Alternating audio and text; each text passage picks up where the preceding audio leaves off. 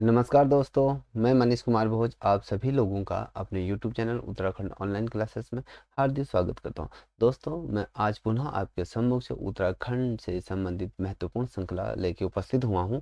ये प्रश्न जो जो ये नोट्स मैं आपके सम्मुख लाए हैं, विशेष रूप से उत्तराखंड लोक सेवा आयोग या अधीनस्थ चयन आयोग या यूपीटीआर की द्वारा जितने भी परीक्षाएं आयोजित हुई हैं पिछले कई वर्षों में, उन पर उन पेपरों का पूर्ण रूप से समावेशित रूप इस श्रृंखला में आपको देखने को मिलेगा, जो एग्जाम के दृष्टिकोण से बहुत ज़्यादा महत्वपूर्ण है। यदि आप बात करें टीसीएस या समूह ग या एनटी या फिर एसएससी की बात कीजिएगा, या पटवारी या लेखपाल या फिर लेखाकार या व्यक्ति सहायक या राजकीय पर्यवेक्षक, जितनी भी प्रतियोगिता परीक्षाएं इस समय उत्तराखंड में आयोजित हो रही उनके लिए बहुत ज़्यादा महत्वपूर्ण श्रृंखला है। आइए ज़्यादा समय व्यर्थ न करते हुए आज की श्रृंखला का प्रारंभ करते हैं। दोस्तों, आज की श्रृंखला का जो पहला प्रश्न है वो इस प्रकार से है। निम्न में से किस प्रजाति को थारू जनजाति अपना पूर्वज मानती है? देखिए, इनमें से जो थारू जनजाति है वो किस प्रजाति को अपना पूर्वज मानती है, मैं आपके सम्मुख से कुछ एग्जाम्पल रखूंगा, उसमें से आपको बताना है या कोल या कितार या फिर भील या कुषाण, इनमें से कौन से थारू जनजाति लोग अपने उनको पूर्वज मानते हैं। दोस्तों, यदि मैं बात करूं थारू लोगों की, तो वो कितार को अपना क्या मानते हैं, पूर्वज के रूप में मानते हैं। ठीक है, अब बात करते हैं अगले प्रश्न की। उत्तरकाशी के भोटियाओं को सामान्य रूप से जाना जाता है। जो उत्तरकाशी में जो भोटिया जनजाति के लोग बसे हैं, उनको किस रूप में जानते हैं? सामान्यतः वहाँ पर उनको किस शब्द के तौर पे उच्चारण करते हैं या उनको किस रूप में वहाँ पर जानते हैं, ये बताना है आपको। देखो दोस्तों, यदि मैं बात करूं तो उत्तरकाशी के जो भोटियाओं को जो सामान्य रूप से जो जाना जाता है वो जाट करके उनको जाना जाता है। ठीक है दोस्तों, यदि आप लोगों को ये वीडियो पसंद आ रही हो तो प्लीज़ इसे लाइक शेयर कमेंट अवश्य करें। अब बात करते हैं तीसरे नंबर का जो प्रश्न है। किस वर्ष औली में शीतकालीन बर्फ क्रीड़ाएं प्रारंभ हुई? कहने का मतलब है जो चमोली जनपद के अंतर्गत जो शीत क्रीड़ाएं जो होती हैं, जो बर्फ में जो स्केटिंग इत्यादि जो विंटर गेम होते हैं, ये क्रीड़ाएं कब से प्रारंभ हुई हैं?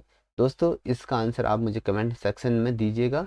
ये प्रश्न मैं आपके लिए छोड़ रहा हूँ, यदि आपको ना आए तो मैं कमेंट सेक्शन में जाकर इसका आंसर आपको दूंगा। ठीक है, अब बात करते हैं चौथे नंबर का जो प्रश्न है दोस्तों, कि कौन सी नदी कर्णप्रयाग से अलकनंदा में मिलती है। ठीक है, अब कर्णप्रयाग से अलकनंदा में मिलती है, कौन सी है वो? दोस्तों, वो नदी है आपकी पिंडर। पिंडर क्या है? ये कर्णप्रयाग से अलकनंदा में मिलती है। ठीक है, अब बात करते हैं अगले प्रश्न, पांचवें नंबर का जो प्रश्न है। किस जिले में धौली गंगा विद्युत परियोजना परियोजना स्थित है?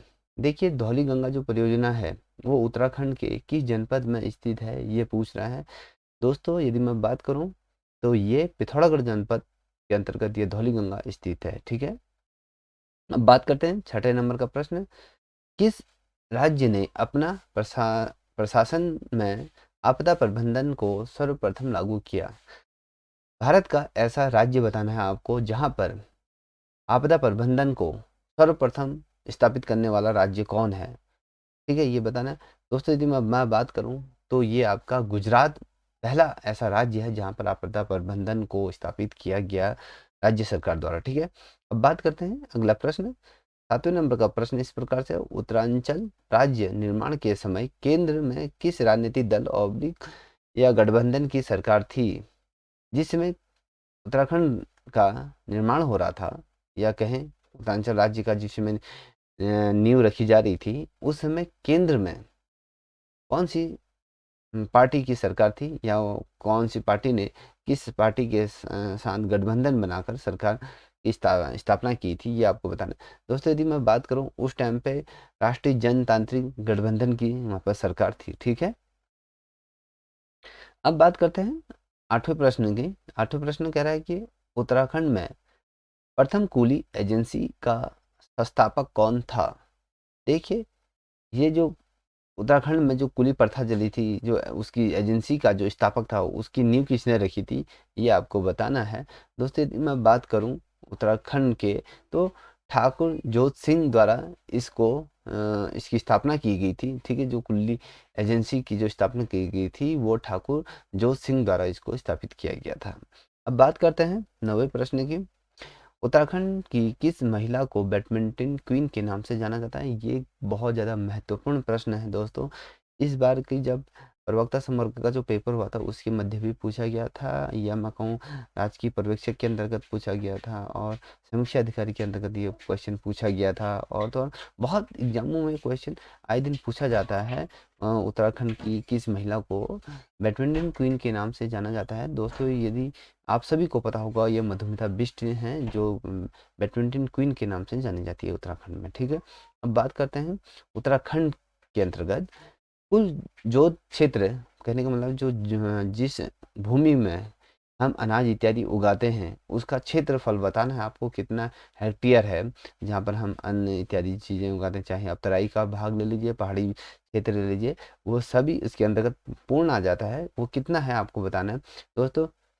76,000 छिहत्तर 7,77,571 हेक्टेयर के क्षेत्र में ये जोत भूमि हमारे उत्तराखंड में फैली हुई है। देखिए फिर से दोहरा रहा हूँ, 7,76,571 हेक्टेयर के आसपास ये है जोत भूमि हमारी। ठीक है, अब बात करते हैं अगले प्रश्न की तरफ। 11वें प्रश्न की तरफ इस प्रकार से है, कौन सा दर्रा पिथौरागढ़ और तिब्बत को जोड़ता है? बहुत ज़्यादा महत्वपूर्ण है परीक्षा के दृष्टिकोण से। दोस्तों यदि हम बात करें, ये लिपुलेख दर्रा है जो आपके पिथौरागढ़ और तिब्बत को आपस में जोड़ता है। ठीक है, अब बात करते हैं 12वें नंबर का प्रश्न। कत्यूरियों ने किस स्थान पर अपनी प्रथम राजधानी स्थापित की थी? जब कत्यूरी वंश का यहाँ पर शासन था तो उन्होंने अपनी जो प्रथम राजधानी स्थापित की गई थी वो किस स्थान पर की गई थी, ये आपको बताना है। दोस्तों यदि मैं बात करूं, जब जो कत्यूरी वंशों के जो सम्राट थे उन्होंने अपनी जो पहली जो राजधानी स्थापित की गई थी वो जोशीमठ के अंतर्गत, वो उनकी पहली राजधानी थी, जोशीमठ में उन्होंने स्थापित की थी। ठीक है दोस्तों, यदि आप लोगों को ये वीडियो थोड़ा सा भी हेल्पफुल लग रही हो आपके एग्जाम के दृष्टिकोण से, तो प्लीज़ इसे लाइक शेयर सब्सक्राइब तो अवश्य करें। हो सके तो कमेंट सेक्शन में जाकर अपना सुझाव दे सकते हैं इस वीडियो से रिलेटिव। ठीक है, अब बात करते हैं 13वें नंबर का जो प्रश्न है, किस सन में नेपाल के गोरखाओं ने कुमाऊं पर आक्रमण कर उन्हें अपने अधीन कर लिया? देखिए किस सन में कह रहे हैं ना, वो सन आपको बताना है जब नेपाल के गोरखाओं ने कुमाऊं पर आक्रमण करके उसे अपने अधीन कर लिया। ये किस वर्ष ऐसी घटना घटित हुई थी? दोस्तों यदि आपने इसकी पूरी हिस्ट्री पढ़ी हो तो वहाँ पर आपको ये प्रश्न आपके लिए ज़्यादा महत्वपूर्ण टफ नहीं पड़ेगा, क्योंकि जब हम किसी चीज़ का अध्ययन करते हैं तो डीपली उसका अध्ययन करना चाहिए कि तब जाके हमें वो चीज़ याद रहती। देखिए दोस्तों, ये जब नेपाल के जो गोरखाओं ने जब कुमाऊं में आक्रमण किया था वो सन था आपका 1790 ईस्वी में। इन्होंने कुमाऊं पर आक्रमण करके अपने अधीन ये कुमाऊं को कर लिया था। ठीक है, गोरखाओं ने 1790 ईस्वी में। ठीक है, अब बात करते हैं कोटेश्वर बांध। 14 नंबर का जो प्रश्न है, कोटेश्वर बांध की विद्युत उत्पादन क्षमता कितनी है? यदि हम कोटेश्वर बांध की यदि हम बात करें तो इसकी जो विद्युत उत्पादन क्षमता है वो 400 मेगावाट की क्षमता है इस संयंत्र की है, जो ये विद्युत परियोजना स्थापित की गई है। ठीक है, अब बात करते हैं 15वें नंबर का जो प्रश्न है वो इस प्रकार से है, उत्तराखंड के किस राष्ट्रीय उद्यान को विश्व विरासत का दर्जा मिला है? देखिए उत्तराखंड के ऐसा एक राष्ट्रीय उद्यान है जिसे विश्व धरोहर का दर्जा प्राप्त हुआ है।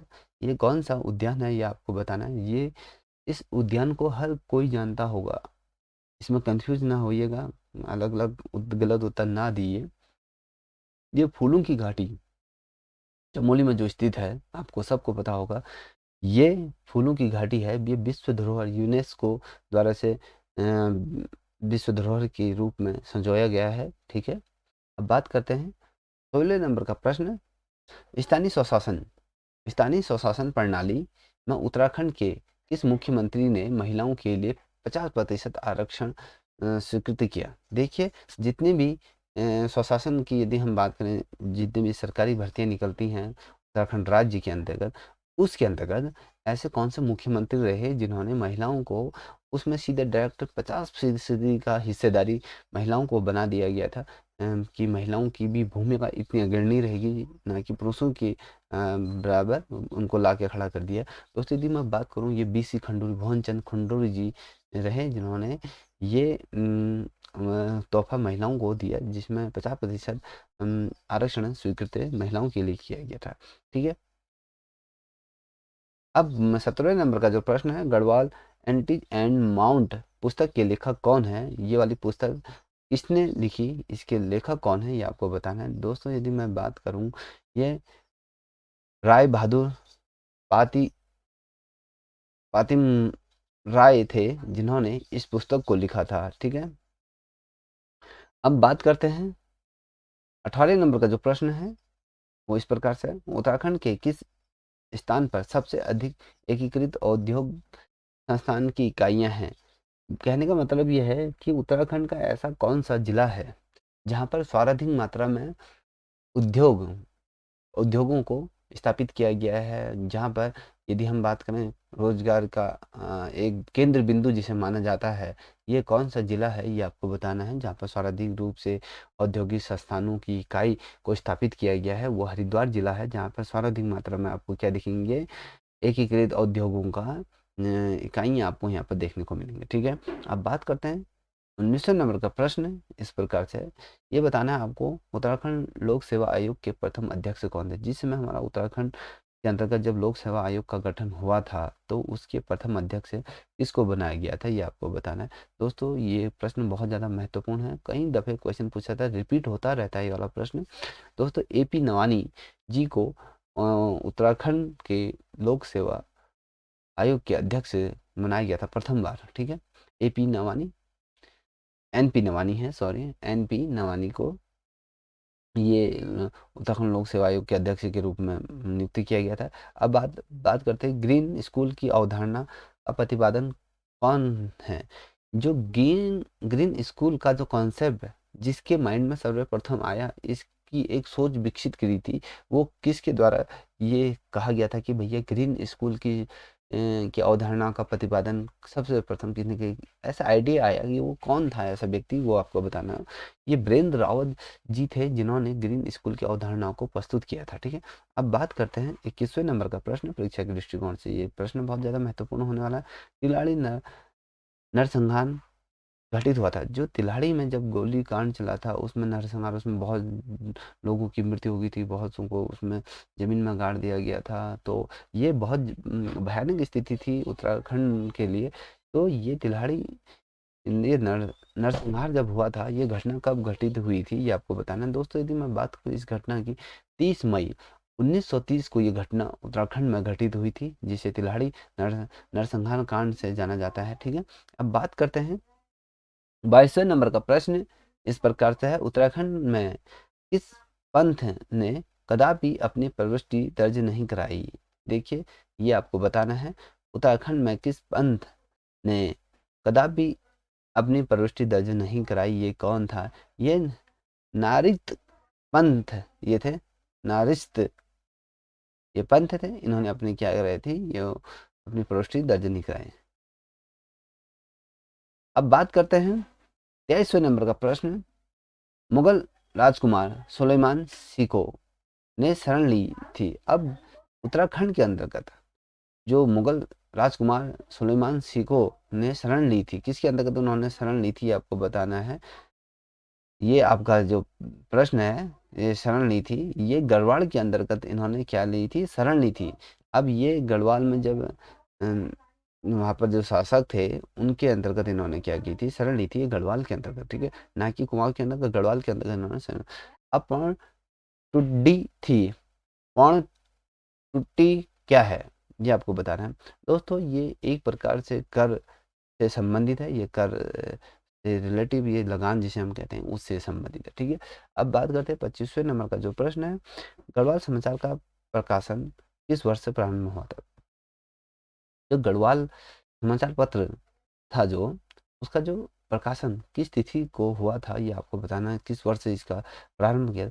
1902 के मध्य ये गढ़वाल समाचार का क्या किया गया था, प्रकाशन किया गया था। अब बात करते हैं 26वें नंबर का प्रश्न, कुमाऊं का कौन सा स्थान रंगवाली पिछौड़ी के लिए प्रसिद्ध है। देखिए जो हमारा कुमाऊं का जो ट्रेडिशन है, जो पिछौड़ा और जो रंगोली जो हम ओढ़ते हैं, जो महिलाएं ओढ़ती हैं, ये किस के लिए प्रसिद्ध है। ये अल्मोड़ा ऐसा जनपद है जहाँ पर ये कुमाऊं का जो परिधान है, रंगवाली या पिछौड़ी, ये इसके लिए प्रसिद्ध है। ठीक है, अब बात करते हैं 27वें नंबर का प्रश्न, देवभूमि द्रोणाचार्य पुरस्कार किसे दिया जाता है, ये आपको बताना है। देखिए जब भी द्रोणाचार्य पुरस्कार की बात आती है, चाहे उसके आगे हम इंडिया की बात करें या अलग अलग स्टेटों की बात करें, जहाँ यदि उसके पीछे द्रोणाचार्य शब्द जुड़ा है, ये अब हमने कहा ना देवभूमि, अब तो ये उत्तराखंड से रिलेटिव है। अगर ऐसी करके राजस्थानी द्रोणाचार्य पुरस्कार या अलग अलग स्टेटों के अलग अलग हो सकते हैं, मगर हाँ, उत्तराखंड का जो है देवभूमि जो द्रोणाचार्य पुरस्कार दिया गया है। दोस्तों अगर इसके शब्द के पीछे एक शब्द जुड़ा है, मैंने आपको पढ़ा द्रोणाचार्य, मतलब गुरु को समर्पित ये पुरस्कार होता है। जब कोई प्रशिक्षु किसी गुरु के अंतर्गत प्रशिक्षण लेता है, जब उस स्थिति में जो गुरु को सम्मान दिया जाता है, वो क्या होता है, वो द्रोणाचार्य द्वारा जब शिक्षा दीक्षा दी गई थी उससे संबंधित है। ये कहने का मतलब है जो प्रशिक्षु होता है या कोच होता है, ये पुरस्कार उन्हें दिया जाता है। ठीक है, अब बात करते हैं उत्तराखंड के कितने जिलों में बृहद हिमालय का फैलाव है।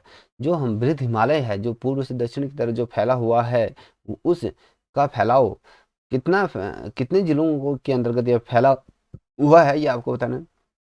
दोस्तों ये 5 जिलों के अंतर्गत ये इसका फैलाव है बृहद हिमालय का। ठीक है, अब तराई जिले का गठन किया गया है। अब तराई जिले का गठन किया गया है, ये आपको बताना है। किसके द्वारा ये किया गया है या कब इसका गठन हुआ था, ये आपको बताना है। 29 प्रश्न है। जो तराई जिले का जब गठन किया गया था, वो था आपका 1842 ईस्वी में तराई जिले का गठन किया गया था। ठीक है, अब बात करते हैं 30वें नंबर का जो प्रश्न है, वो है गढ़वाल जिले की 10वीं सेल्टनमैन रिपोर्ट तैयार की थी। सेल्टमेंटन रिपोर्ट किसने तैयार की थी, गढ़वाल जिले की 10वीं। ठीक है, अब ये किसने की थी, ई के पेलन पोलन ने इसको क्या किया था, इसकी रिपोर्ट जारी की थी। अब बात करते हैं 31वें नंबर की तरफ बढ़ते हैं। दोस्तों ये भी परीक्षा के दृष्टिकोण से बहुत ज़्यादा महत्वपूर्ण प्रश्न है, ये देखते हैं। ये कह रहा है फसल कटाई में टिहरी रियासत के अंतर्गत जमीन के हिस्से को कहते थे।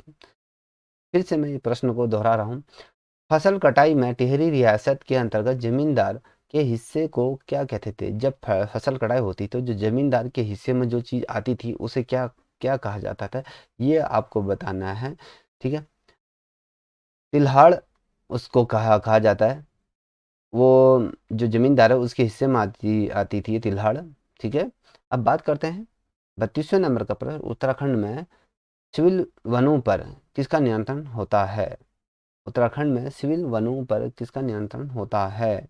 देखिए जो इसका जो सिविल वन होते हैं, जो इसका क्षेत्र रहता है, वो किसके अंतर्गत है, जो जो जिला दंड अधिकारी होता है, वो उसके अंतर्गत ये पूर्ण रूप से जो सिविल वन का नियंत्रण होता है।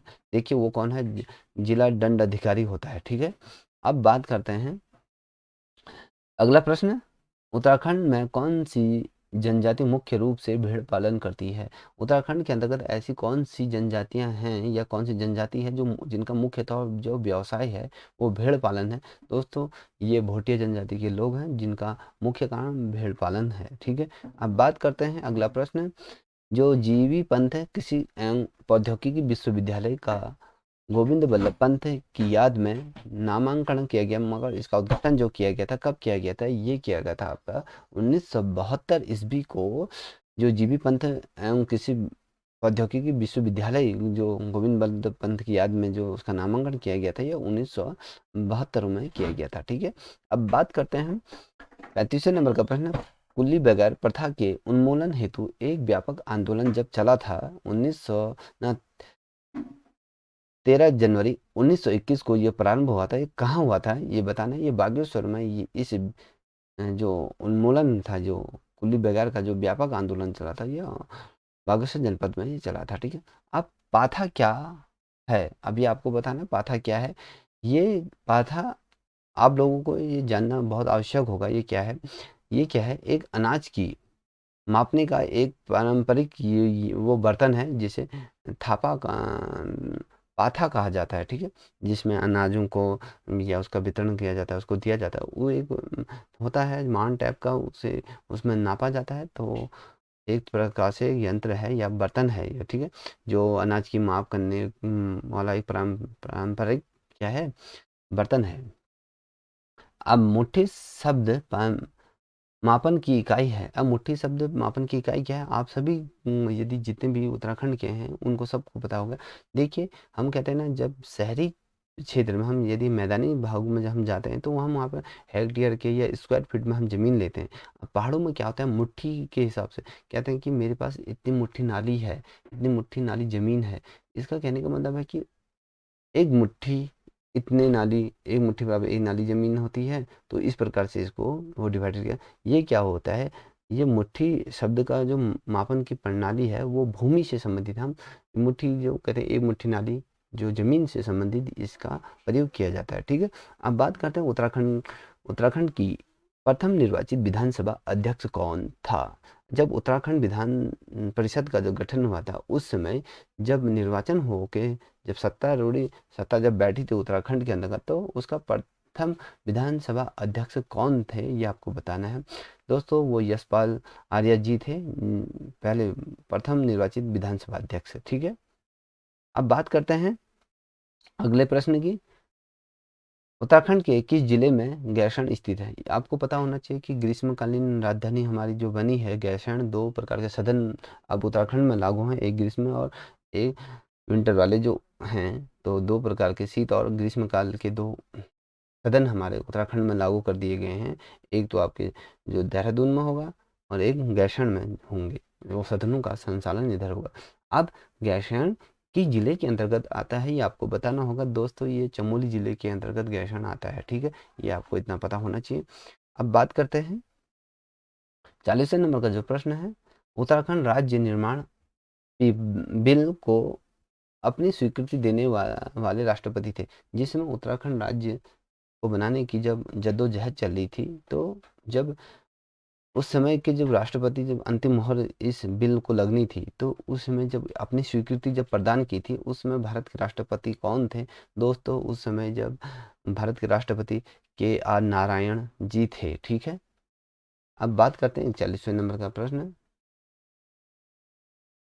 41वें नंबर का प्रश्न इस प्रकार से है, गठन के आधार पर उत्तराखंड है। अब ये प्रश्न किस प्रकार से पूछा गया है, ये प्रश्न आपको आता होगा, मगर यहाँ पर एक शब्द जोड़ दिया गया है, गठन के आधार पर उत्तराखंड है। अब क्या है, देखिए, ये भारतीय संघ का 27वां राज्य के तौर पर ये उभर के सम्मुख से आया। देखिए, 27वें राज्य के तौर पर गया। अब देखिए, भारतीय जो संविधान के जो राज्य संघ है उसके अंतर्गत ये 27वां राज्य है। ठीक है। अब बात करते हैं 42वें नंबर का प्रश्न। उत्तराखंड के मुख्य न्यायाधीश जो भारत के प्रमुख न्यायाधीश भी मुख्य न्यायाधीश भी बने, अब वो कौन थे। ये थे आपके मुख्य न्यायाधीश जो बने थे, वो न्यायमूर्ति SH कापाड़िया थे, जो भारत के मुख्य न्यायाधीश भी बने। ठीक है।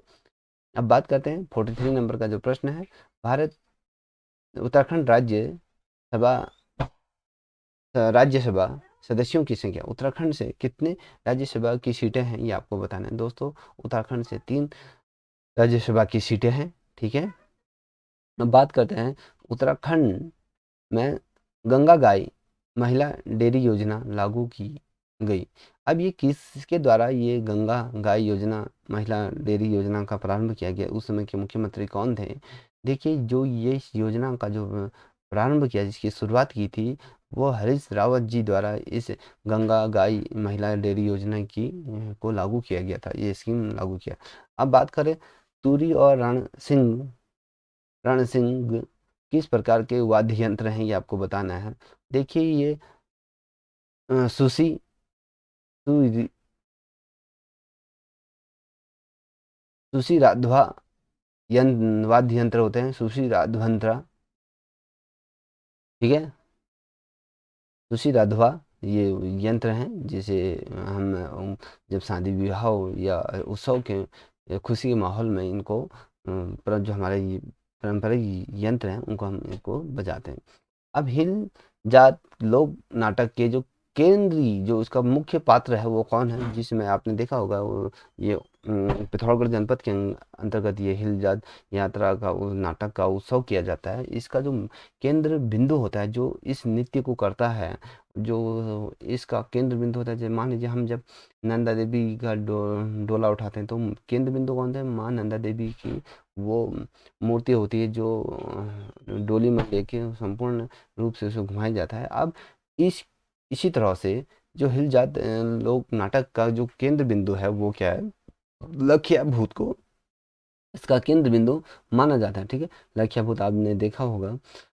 अब बात करते हैं आमतौर से हरिद्वार में कुंभ मेले की समयावधि मानी जाती है। जब हरिद्वार में जब कुंभ मेला होता है तो उसकी समयावधि क्या मानी गई है ये आपको बताना है। देखिए मकर संक्रांति से जो बैसाखी तक का ये समयावधि माना जाता है। देखिए मकर संक्रांति से बैसाखी तक का ये समय रहता है। ठीक है, अब बात करते हैं 48वें नंबर का प्रश्न, गणराज्य गणराज्य का इतिहास की रचना किसने की थी। गणराज्य वंश की का इतिहास की रचना किसके द्वारा ये की गई थी आपको बताना है। देखिए ये जो हमारे उत्तराखंड के जो प्रसिद्ध चित्रकार रहे हैं मौला राम जी, उनके द्वारा इसकी रचना की गई है। अब बात करते हैं 39 नंबर का क्वेश्चन, इस श्रृंखला के अंतिम प्रश्नों की तरफ हम बढ़ रहे हैं। कौन सी उपजाति स्थान के नाम पर आधारित जाति नहीं है, ये आपको बताना है। ये जोशी जो होते हैं उन जो जोशी जाति है वो इस आधार पर जाति नहीं होती हैं। ठीक है, यदि आप लोगों को ये क्वेश्चन का आंसर आता है तो प्लीज कमेंट सेक्शन में दीजिए इसका आंसर। अब 50वें नंबर का जो प्रश्न है बहुत ज़्यादा महत्वपूर्ण है। देखिए गढ़वाल मंडल में चलदा घूमने वाला के नाम से किस स्थानीय देवता को जाना जाता है। देखिए गढ़वाल का ऐसा कोई देवता है जो चलदा घूमने वाला जो घूमता रहता है, या कहें घूमने वाला जो देवता जिसे चलदा वहाँ का ना स्थानीय भाषा में उसे बोला जाता है, और घूमने घूमने वाला देवता के नाम से जाना जाता है, स्थानीय देवता को जाना जाता है। ये कौन से हैं, मासू महासु देवता हैं ये जो विश्वविख्यात हैं गढ़वाल के अंतर्गत। ठीक है, ये देवता हैं। ठीक है दोस्तों, यदि आप लोगों को ये वीडियो पसंद आई हो तो प्लीज़ इसे लाइक शेयर कमेंट अवश्य करें। आज के लिए इतना ही, अगली वीडियो आपके समक्ष जल्दी लाऊंगा, तब तक के लिए जय हिंद जय भारत।